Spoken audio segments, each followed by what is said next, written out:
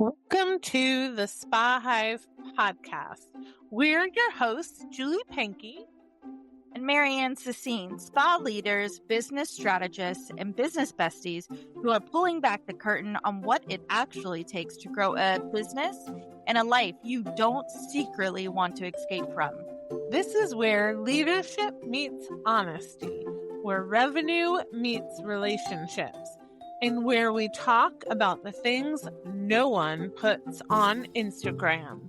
So, if you're a business owner, an entrepreneur, or a high achiever who's building something meaningful, but also navigating team dynamics, burnout, boundaries, and big goals, you're in the right place. No highlight reels, no sugarcoating, just real conversations, practical strategy, and a little laughter along the way. Let's get into it. Okay. Hello, and welcome back to our Spa Hive podcast. I'm here today with my business bestie, MaryAnn. Good morning, MaryAnn.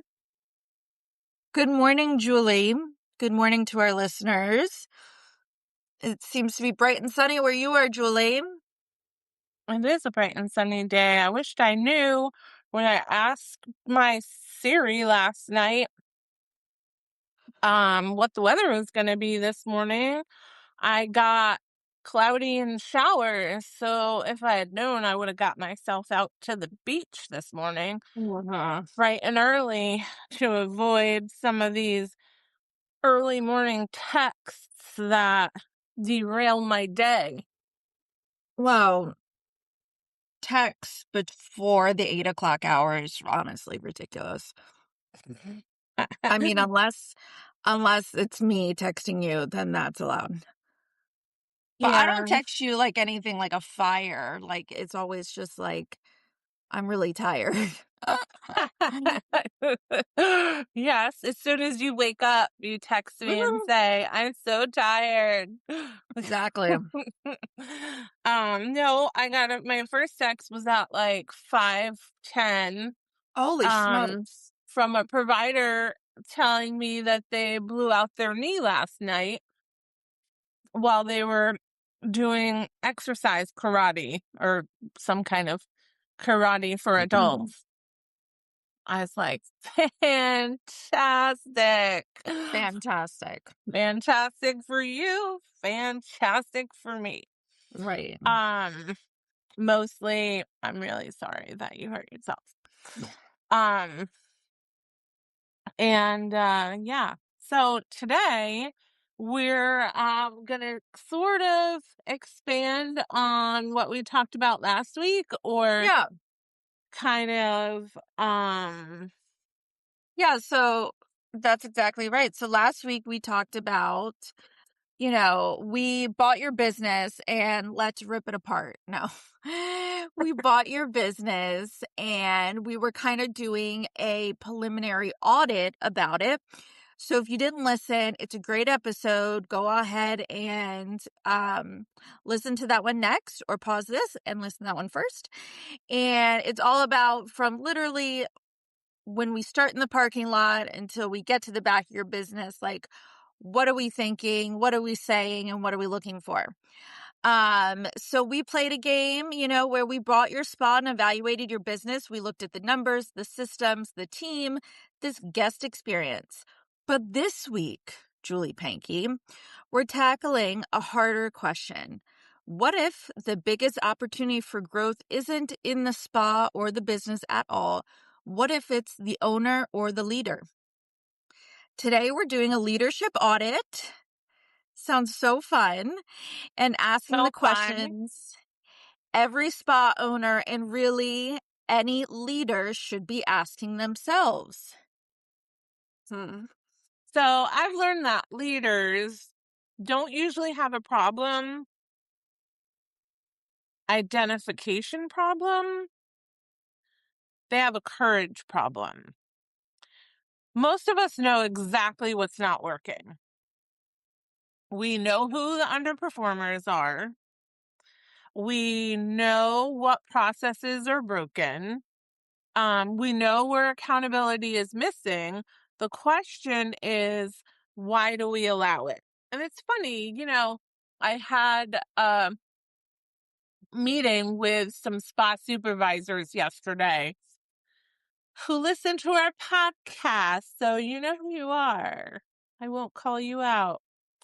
And they brought some challenges to me, right? So and so's not doing this, and this person is super negative and whatever. And I always turn it around to say, well, when this happened that day that you're describing to me, did you say something to that person right then and there? Or has 2 weeks passed and the person did the bad behavior or whatever it is, and you not call it out right then and there? And we all know that it's super easy, like it's so easy to just be like in your mind, oh gosh, she's negative again. Oh, they called out again. You know, um, of course, this person, his uniform is dirty. It's always dirty, whatever it is. And it's like, well, I've talked to this person so many times about this that then it feels like you're not getting anywhere. So you're like, why bother? You know what I mean? Like, Right. let's just move on. It's not the worst thing ever. Um, but to grow and be an excellent leader, you need to be the person that the buck stops with you. So if you're the leader of a business, you need to be leading any other leaders in your business that you want to actually lead, that you're not secretly handicapping because you want the control, and guide them into having these tough conversations every single time. Guide them into guiding people. So I know that more than one time, I, inherited a team member that, was always negative. And everyone knew it, right? Everybody knew it. The team knew it, guests felt it. And every time it came up, there was a reason. Oh, this is just how they are. But they, give a good treatment. Oh, they've been here forever. Um, Meanwhile, that negativity is like, it's like those little worms that were trying to eat my peonies, and I was out there every single day stomping those things out until they didn't come back. Wow. They spread. Savage.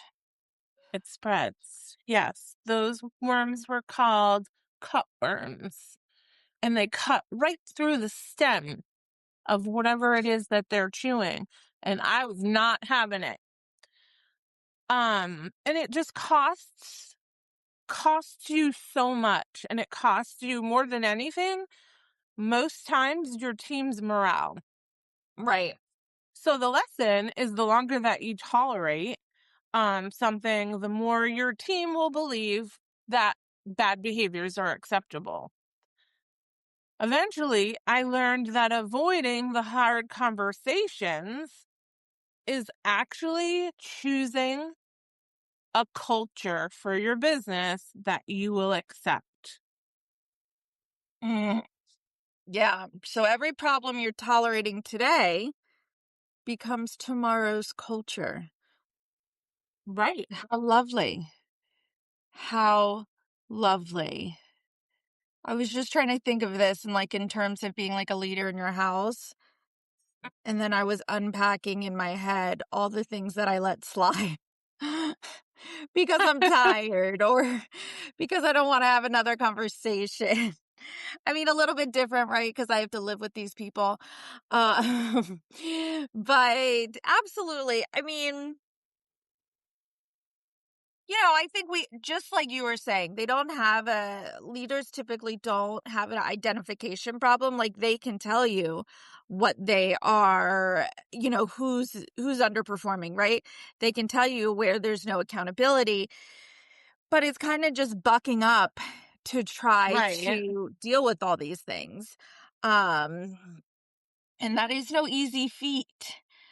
So our next question in our leadership audit is, are you leading or are you reacting?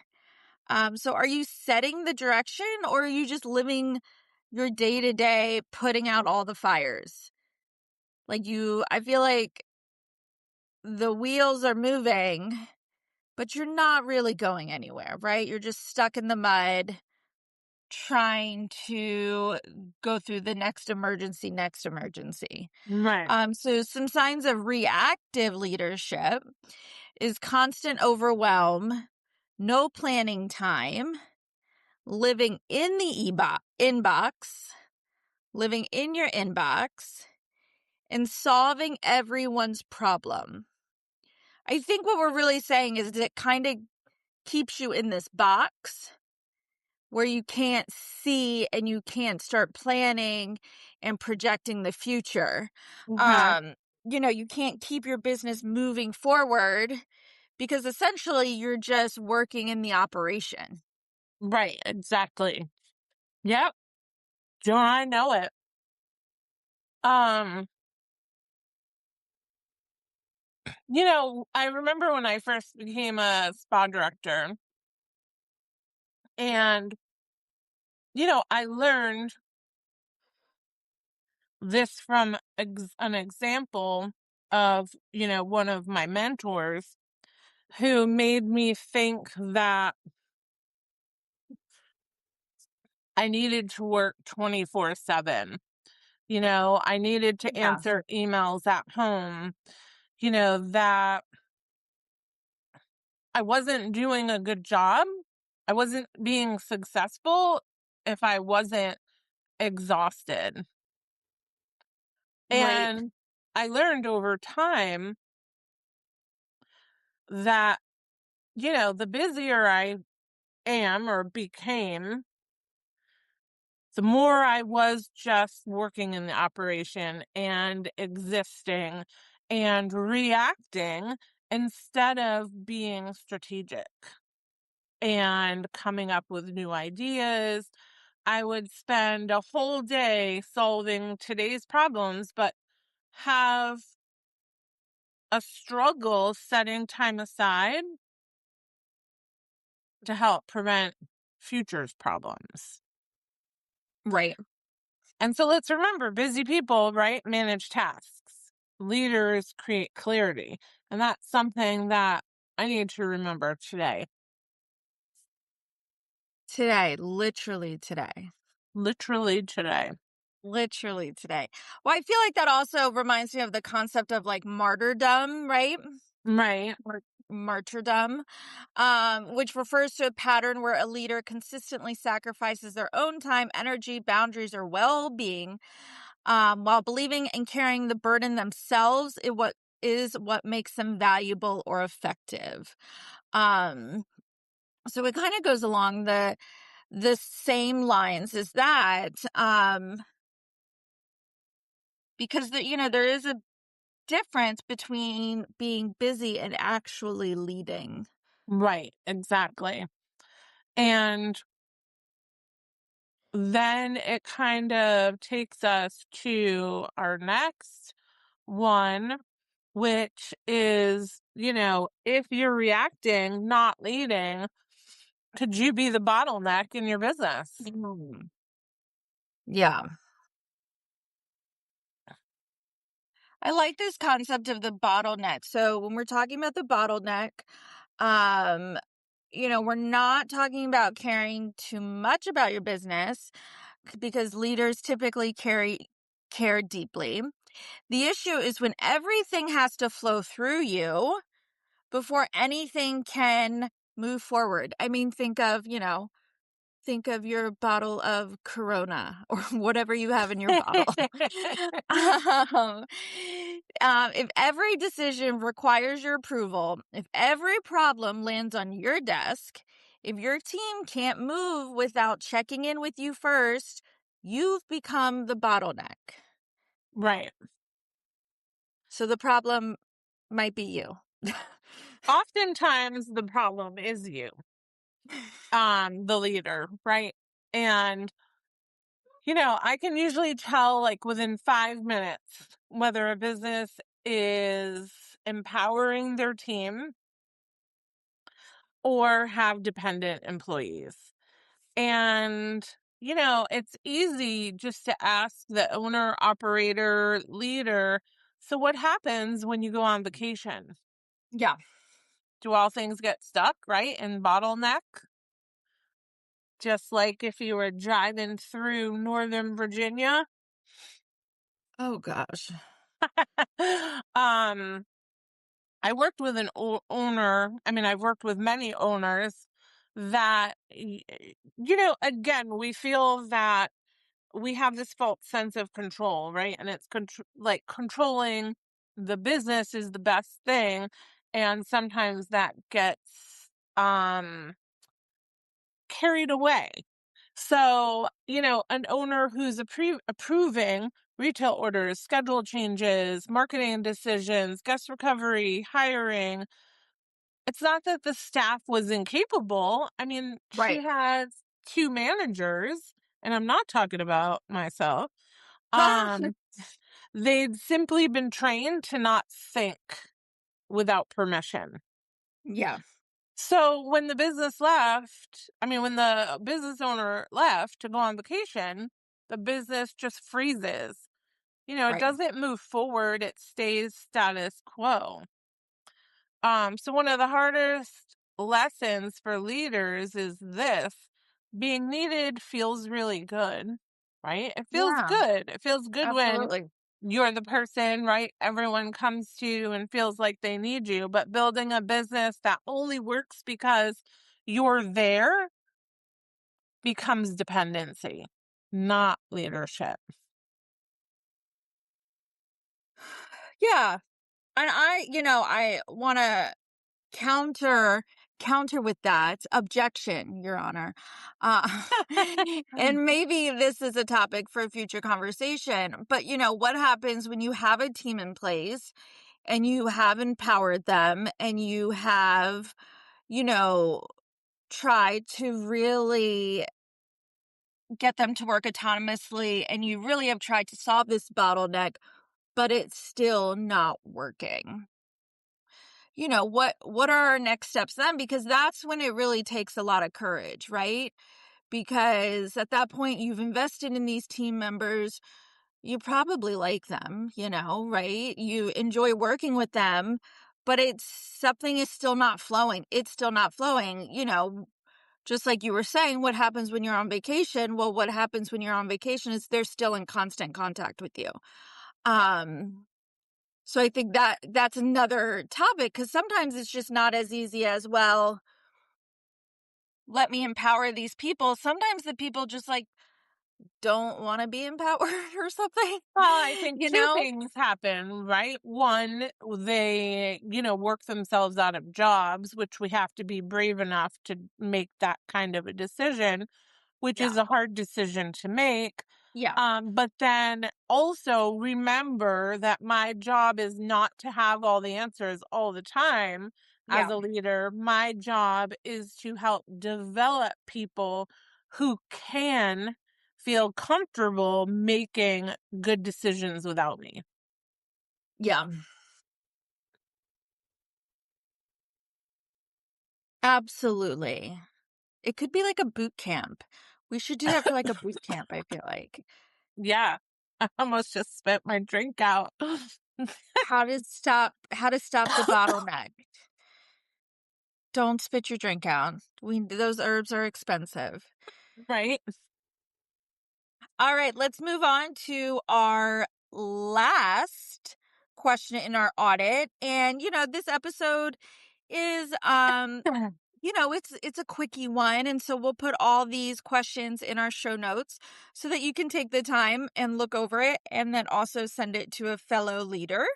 But our last question before we get to our rapid fire segment is, what does your team experience? And now this is going to be just a continuation of your self-awareness. So, if your team described your leadership in 3 words, what would they say? Would those words match what you would want them to say? And Oh, yeah, 100%. I was just thinking about this exercise as if you're a leader in your home, right? So I'm translating this back to really being like a parent. And I just thought, what if I asked my kids, describe me in 3 words? And They're little, so they'll I'm probably not sure say if I'm things ready for that. like, you like pink. You are always tired. Oh, You, jeez. you take us to the playground, and we like that. They're little, so they'll probably say nice things. Okay. I think it'll be depend on which child you might ask. I But think you should ask them. That would be maybe. a that would be a good test. Oh, okay. Or it'll be the ignition to my downward spiral, either one. Kids Um, that age don't usually think of the negative things. I can 100% tell you one of them is gonna be like, "Yeah, you're poop."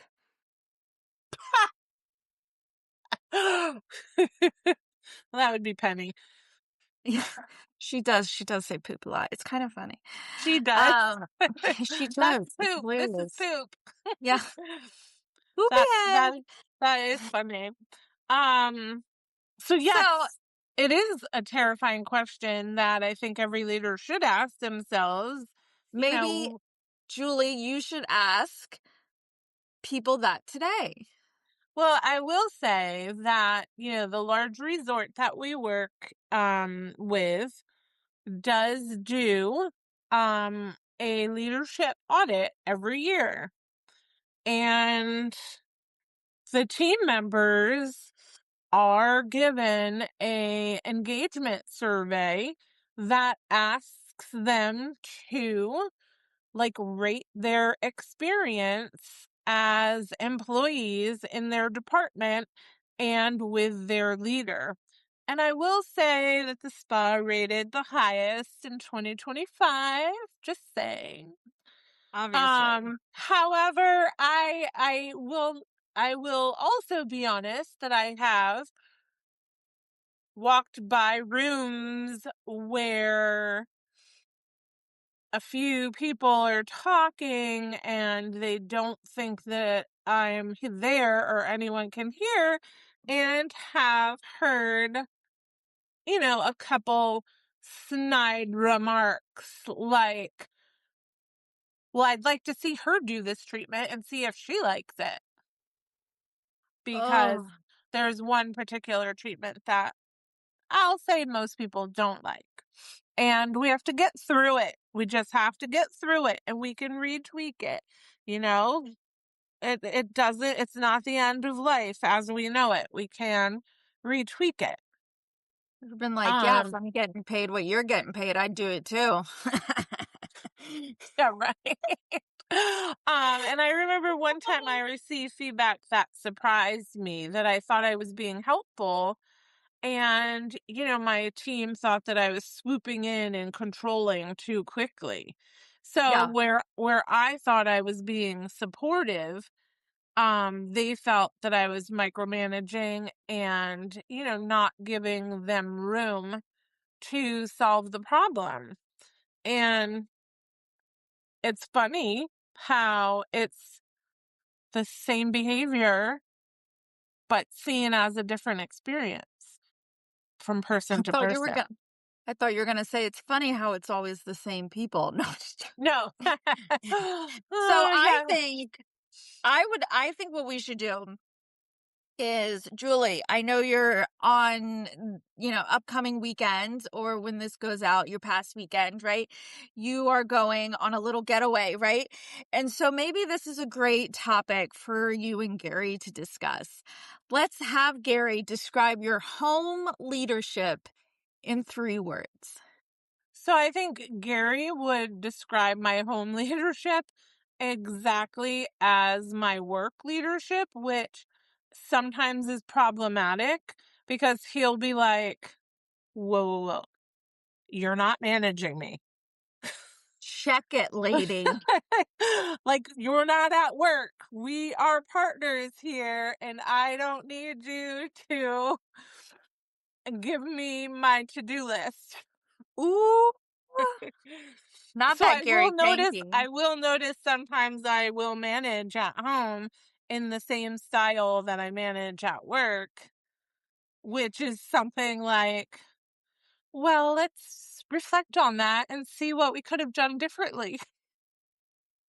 Let's put this in the parking lot. No, could I don't see that at all could when you you're have with parked Gary. could you have parked closer to the Yeah. door? Oh my gosh. Now that was funny. Remember when we did that when we were visiting? Yes. Gary parked in the furthest parking spot and we were just cracking up. Uh, so I think I wouldn't say that though. I think that you are a very different home leader than you are at work because I've seen you in your home. You're quite nice at home. But I think what we should get to is our rapid fire leadership audit, Julie. Yeah, let's do it. All right. So I'm gonna ask, Julie's gonna answer. This is what I love, right? And these are Um surprise questions, right? yeah, because you probably haven't read them, so they're surprise. Was that sassy? Sorry. All right, Julie. So biggest leadership mistake you see. One word. Oh, just one word. I mean, I'll give you 2 words, but that's it. Um,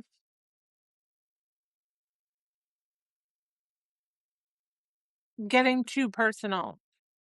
Oh, too personal. All right. Yeah, everyone does have a tendency to take things very personally, right? All right, Well, most I think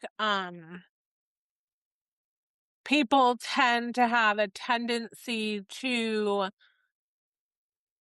create more friendships.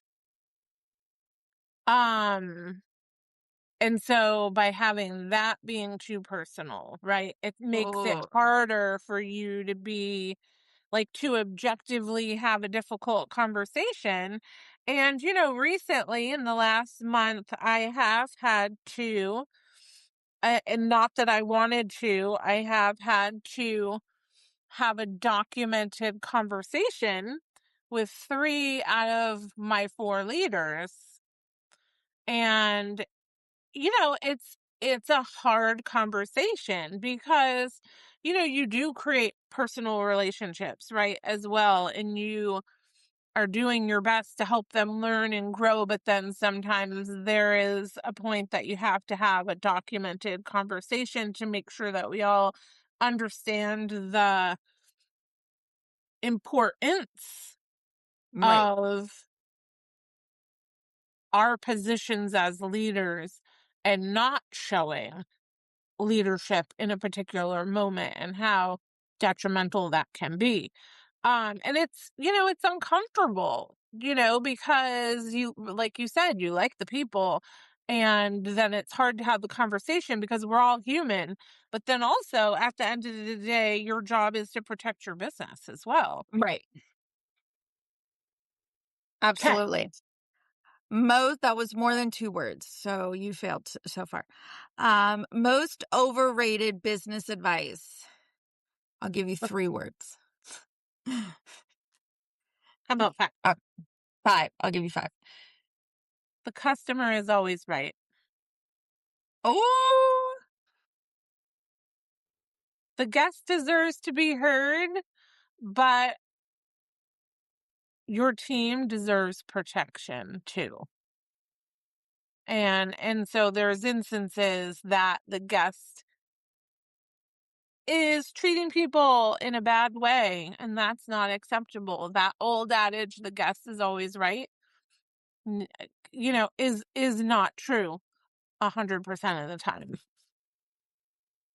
I liked how you spun that though, and you said, but they deserve to be heard. So I like that, and I have written it because we will revisit that.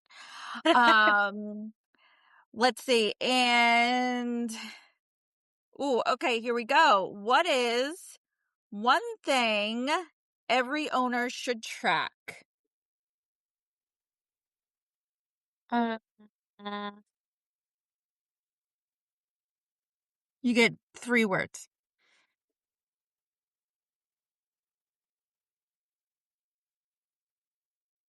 well, I'm thinking of a few things, and we discussed them last week. But I think maybe it depends on if you're a day spa, resort spa. So I'm gonna say one thing every owner should track is daily financials. Yeah. Don't wait to the end of the month, the end of the quarter. You should know every single day if your business is on track. And what your utilization and retention rate is, but if your numbers are on track, then that generally means your other numbers are also on track. Yeah. So what's your retail? What's your treatment? Retail to service every single day. I love it. I think that's some really great advice. Daily financials. Look every day. The older I get, the more I realize leadership isn't about becoming somebody different. It's about becoming more self-aware. Every business challenge eventually leads back to a leadership challenge, not because leaders are the problem, but because leaders set the ceiling, leaders set the tone, leaders create the culture. So when we when we grow as people, when you allow your team to grow as people, our business will grow. And when we stay stuck, our business will stay stuck too. So the good news is leadership is a skill for the most part. It can be developed, strengthened, and improved. So before making another change in your business, ask yourself, what one thing I need to change as myself as a leader? I love this conversation, Julie. We'll put all of our show notes into our show notes. And next week, what are we talking about? I Something feel like fresh and maybe new. we should talk more at some point about leadership, because more about leadership being a skill, because there are instances in my career that I cannot teach leadership. And I firmly believe that, leadership is a skill, but it's also something that people either have or they don't. And I've really struggled, with certain owners, or, in certain instances, to help someone be a better leader. I Yeah. feel like, I can help you be a better manager. I can help you be a better, I don't like to say boss, because that is not a word that I like to use in operations that, I manage. Um, but to be a better leader, you have to acknowledge your weaknesses, be open to self-exploration, as we said, all the time. and then find ways to learn and grow to be a leader. And unfortunately, there is not a magic potion that I can give you. If there was, we would be billionaires. If there was, we would be billionaires. Yes. Billionaires. We would love it. Billionaires. But that has been probably one of the biggest challenges is my entire career is I can help people manage a business better. But there are often times that I can't help the leader be a better leader because they revert back to old ways when I'm no longer, helping a business. Right.